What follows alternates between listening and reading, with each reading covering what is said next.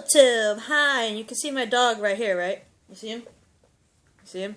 I'm working at a different angle because I'm trying to lean back because my head hurts and all. Yes? Yeah, you know what?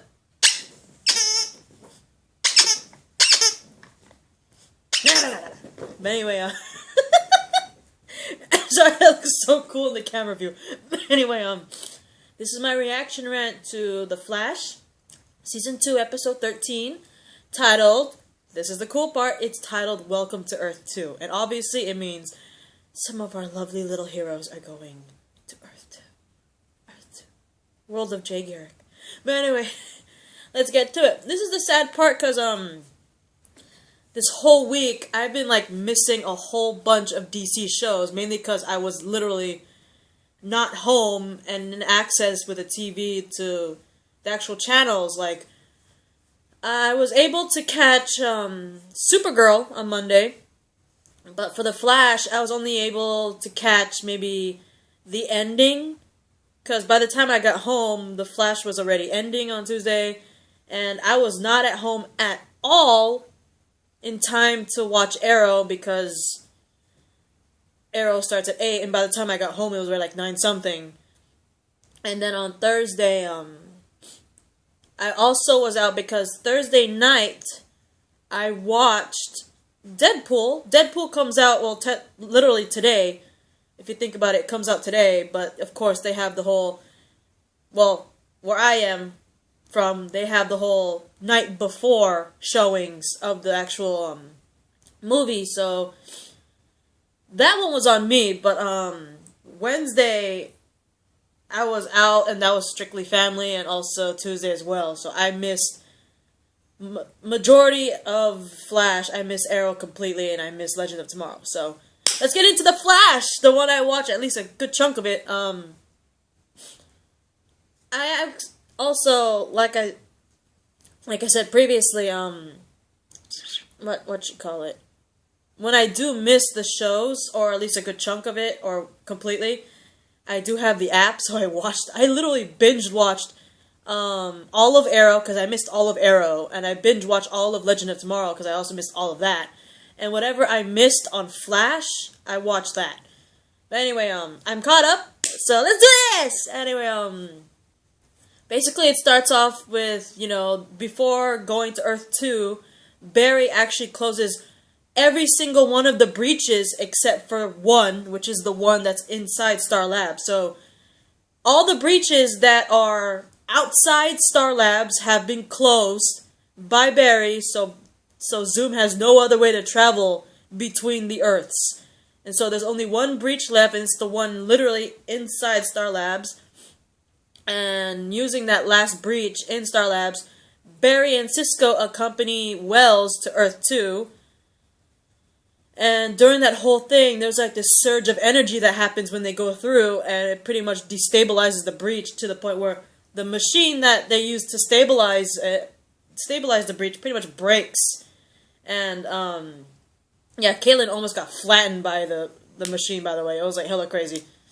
But anyway, and until Caitlin and Jay could really stabilize the breach again, unfortunately, the trio are literally still stuck in Earth-2. But from what I remember, wasn't there a time limit? I think, was it 48 hours? I don't remember. But from what I remember, I believe there's a time limit for Barry and Cisco to be there in Earth-2, or they're stuck there forever, from what I remember. But anyway, it's pretty cute, because there were some really cute moments, mainly when, Barry and Cisco first get to Earth-2, and, I think Wells is still in the building. They're like, wow, this is so cool, and they even take a selfie picture right outside the building, hey, right? And I'm like, that is the cutest thing, and you see Wells this is not a sightseeing, guys. You're here to help rescue my daughter. What are you doing? Right? And they end up, I forgot where. It was a little secret hideout or something, but I forgot where in particular. But from what I remember, there was a TV screen. This is the cool part. During the whole news thing they saw on the screen, they mentioned a name, and the name should sound very familiar because they literally said Mayor Snart. And if you guys remember, Snart is the last name of Captain Cold, and of course his sister, the Golden Glider herself, and of course the dad. And since this is Earth-2, because we all know in Earth-1, Captain Cold killed his father, right? So we don't know in Earth-2 if that father's still alive. So there's like 3 people named Snart that could possibly be the mayor, but it's most likely more nodding toward to Captain Cold because, well, Captain Cold is the main Snart that everyone knows. But that was a really cool little thing there that they added, Snart being the mayor. But they also see on the screen literally Earth-2 Barry, which I thought was so adorable because they actually put something on his wardrobe that was technically Barry was well known for in the comics, which was a bow tie. And seeing Earth-2 Barry as like total nerd status, because he's in total nerd, I wouldn't say nerd outfit. I'm not anything against nerds, but like, you know how some people stereotype nerds to have they dress a certain way, and they have big glasses, and they dress a certain way, and all that. That's what I'm saying, like, pretty much the stereotypical way of nerd. Yeah, that's how he was dressed, and he even had, like, big giant glasses and a bow tie to match. It was, like, adorable. But anyway, Barry manages to impersonate his Earth-2 counterpart to try to find Iris and Joe on Earth-2, and Barry manages to find out that the Detective West that is in the police department is not Joe at all. It is actually Iris. And not only that,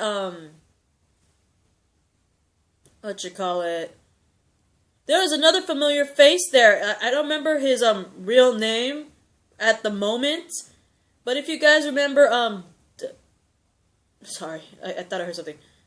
But anyway, you guys remember Deadshot, right? And you know how on Earth-1, apparently, from what we saw, Deadshot died in an explosion. I don't believe it, honestly. I can honestly tell you, I don't think he died. I think he escaped that shit. But anyway, from what other people know and believe, Earth-1, Deadshot died in an explosion for Argus. And, this one in Earth-2 is actually, not only is he alive, but he is not a bad guy. He's not like an assassin or something like that. He works for the CCPD, and he's also Iris's police partner. And not to mention, in Earth-2, apparently not only is he a good guy, he's a cop, he's Iris's partner in the force, he's apparently a bad shot. Like, to the point where people call him Deadshot because he's bad at shooting, apparently. Which I think is hilarious. But anyway, Barry, disguised as his Earth-2 counterpart, meets up with Iris and Joe of Earth-2. And again, he finds out Iris is the detective for CCPD. And he finds out that Joe is a singer at a jazz bar. And apparently, Joe and Barry in Earth-2 do not get along at all. To the point where they literally call each other by their full names, which is Joseph and Bartholomew. I can never pronounce Barry's actual legitimate first name. Ever. I don't know why. But anyway, the reason why Barry actually impersonated his Earth-2 counterpart is because he wants to get more information about Zoom. And while Iris, Barry, and of course Joe, who's singing at the jazz bar, they're all in the jazz bar, and all of a sudden, they are attacked by Earth-2 counterparts of Caitlin Snow and Ronnie Raymond, who are actually known as, which I was waiting for so much, is Killer Frost. When I first heard that there's going to be a Caitlin Snow on The Flash, the first thing I thought of was, oh my god, Caitlin Snow. She is one of the 3 people that actually took the name Killer Frost. And I will give you a mini info here.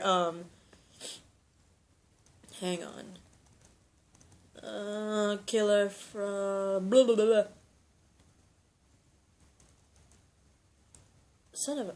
So Killer Frost's abilities, no matter who took the persona, end up with cold and ice manipulation. And there have been 3 young women who took on the name. and I will name them all right now. Crystal Frost. She was the first person to ever be Killer Frost, and first appeared in Firestorm number 3. And apparently Crystal Frost was a scientist in Hudson University, and she fell in love with her teacher. This is funny. Crystal Frost, who was the first Killer Frost, fell in love with her teacher, who happens to be Martin Stein. If you remember, Martin Stein is the other half of Firestorm. And apparently while working on a project in the Arctic, Frost was upset that Stein did not recuperate her feelings, and she ended up accidentally locking herself in a thermos chamber. She survived, but transformed in a way that she was able to absorb heat from a living being and project cold and ice, therefore calling herself Killer Frost. And she ended up going on a murderous crusade against all men and clashed with Firestorm on many different occasions. And Crystal Frost, I'm literally going to call her by her real name, because if I just call Killer Frost, I need like a specific. But anyway, Crystal Frost eventually died after she absorbed way too much energy from Firestorm. So Crystal Frost has been identified as one of the deceased entombed below the Hall of Justice. And unfortunately, though, later on in the comic, her body was reanimated as a Black Lantern. Unfortunately. But anyway, hang on for a sec, hang on. I'm sorry, you guys. I had to eat because I had not eaten breakfast or even lunch. So, I was eating, and today is Friday, and I just went through Lent. I don't know if some of you guys are religious out there. I went through Lent, and you know, with the whole Lent thing, you can't eat meat on Friday. And the funny part about that is, you know, I'm Filipino, and you know, despite the fact that the Philippines is on an island, and you would expect that, you know, people who live on an island to be more prominent with like seafood dishes. Yeah, us Filipinos, we like our meat. And so when you go through Lent and you can't have meat on Friday, it's hard to find something that doesn't have meat in it. But anyway, before I go to the second Killer Frost, the first one, Crystal Frost, well, literally her name is Frost, which I think is pretty funny and coinkydink, by the way, but she was associated with the Secret Society of Supervillains and the Black Lantern Corps, and apparently Hudson University. But anyway, the second one, ironically enough, this is the sad part. When it comes to Killer Frost, I only knew of 2 people with the Killer Frost name, and none of those 2 were actually the first ones. Like I said, Crystal Frost was indeed the very first person ever to have the name Killer Frost, and yet I had no idea about her. I literally thought that this second Killer Frost was the first one, but boy was I stupid. But anyway, the second Killer Frost, the second person to ever but the second one to ever take on the name Killer Frost was a young woman by the name of Dr. Louise Lincoln, and she first appeared in Firestorm Volume 2, number 21, and she officially used the name Killer Frost in issue number 34. Louise Lincoln was a colleague and a good friend to Crystal Frost, and after Crystal died, she decided to repeat the experiment for pretty much a last respect for Crystal Frost, her former mentor, and she ended up being the new Killer Frost, and she became just as ruthless as her predecessor and began her own personal vendetta against Firestorm because she blames Firestorm for the death of Crystal Frost. And briefly, she served as a member of the Suicide Squad, and she even sold her soul to Neron for more power. And, what other ones? I don't remember much other things about her, honestly. But anyway, Louise Lincoln was, again, part of the Suicide Squad. She was also part of the Secret Society of Supervillains right after Crystal Frost, and she was even part of the Injustice League. And for the longest time, I thought Dr. Louise Lincoln was the very first person to ever become Killer Frost, because apparently I had no idea about the original Killer Frost being Crystal Frost herself. But anyway, coming into the third and final person to take on the moniker of Killer Frost is the one that we know from The Flash. And I'm running out of time. Hang on. I'll see you guys in the next video.